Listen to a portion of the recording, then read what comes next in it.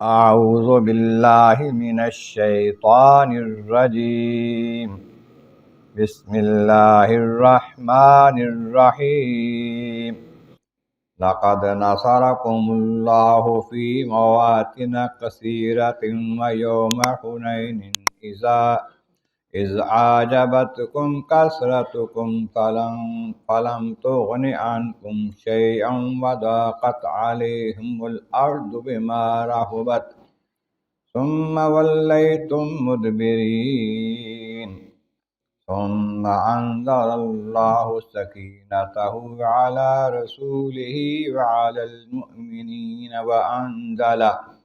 وأنزل جنودا لم تروها وعذب الذين كفروا فذلك جزاء الكافرين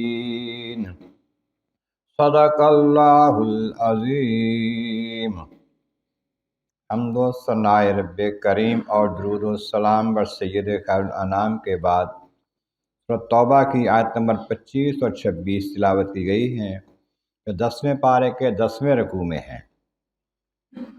اس سے پہلی آیتوں میں فرمایا گیا کہ اگر تمہیں تمہارے باپ دادا، تمہاری اولاد، تمہارے بھائی، ازواج، قبیلہ تمہیں اور تمہارے کاروبار، مال و دولت، تجارت، مکان، رہائشیں تمہیں اچھی لگیں اللہ اس کے رسول سے اور جہاد فی سبیل اللہ سے، تو ٹھہرو، اللہ تعالیٰ تمہیں اپنا حکم پہنچائے گا اور وہ فاسقوں کو راہ نہیں دکھاتا جو حق کے خلاف چلنے والے ہیں۔ اب شاید اگلی آیتوں میں اللہ کریم جل شان فرمایا کہ بے شک اللہ نے تمہاری مدد فرمائی بڑے موقعوں پر، کئی میدان ایسے تھے تم کمزور تھے، اسلحہ نہیں تھا، لیکن اللہ نے تمہیں کامیاب کیا۔ اس میں بدر کا واقعہ معروف ہے، احد ہے، قریظہ ہے، غیر ہے، حدیبیہ ہے، خیبر، فتح مکہ، سب مقامات پر تمہاری مدد کی۔ پھر خصوص پہ فرمایا کہ یوم حنین، جب جنگ حنین ہوئی۔ حنین ایک جگہ جو ہے یہ خانہ مکہ مکرمہ سے طائف کی طرف جاتے ہوئے درمیان میں ہے۔ وہاں پر فتح مکہ کے کچھ ہی دنوں بعد، چند ماہ بعد، بڑی اہم جنگ ہوئی۔ وہاں کچھ لوگوں نے یہ خیال کیا کہ مکہ مکرمہ فتح کر لیا ہے، مکہ پر مسلمان آ گئے ہیں، اب ہم پر بھی حملہ کریں گے۔ یہ سوچ کر انہوں نے خود تیاری کر لی کہ ہم خود حملہ کرتے ہیں۔ 4000 کے قریب لوگ جمع ہو گئے، میدان میں آ گئے۔ نبی کریم علیہ السلام کو پتہ چلا تو آقا کریم اپنے ساتھیوں کو لے کر مقابلے پہ چلے گئے۔ یہ 12000 تھے، وہ 4000 تھے کافر۔ تو بعض روایتوں میں 12 کی بجائے بھی 14000، 2000 اور مکہ سے لوگ شامل ہو گئے۔ اب ان میں سے بعض نے کہا کہ اب تو ہم بہت زیادہ ہیں، اب تو ہمارے سامنے وہ کوئی چیز نہیں ہے، ہم تو بڑے بڑے لشکروں کے سامنے لڑتے رہے ہیں، اب تھوڑے ہوتے تھے۔ یہ جو بات کی نا تو یہ اللہ کو بھی اچھی نہیں لگی اور اس نبی کو بھی اچھی نہیں لگی۔ بھروسہ تو اللہ پر ہے، اپنی طاقت پر، اپنے مال پر، اپنی تعداد پر تو نہیں تھا۔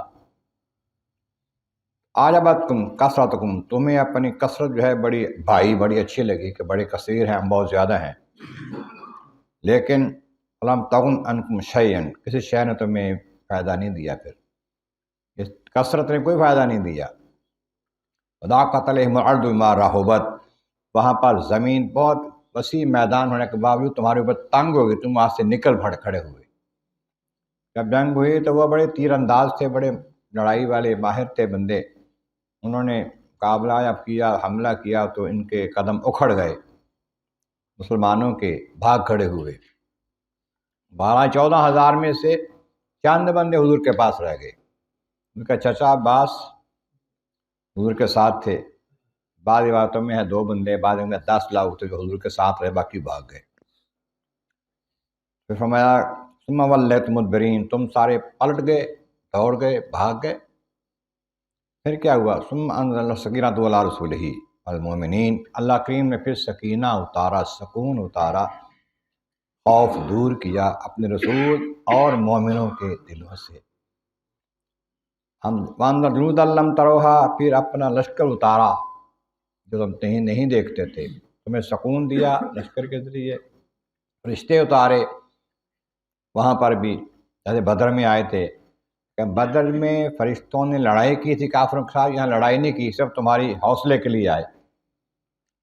الصف الذین کفروا، پھر اللہ کریم نے کافروں کو عذاب دیا، سزا دی، کافروں کو تمہارے ہاتھوں سے مروایا۔ جزاء الکافرین، یہ کافروں کی جزا ہے، کافروں کا بدلہ یہی ہے۔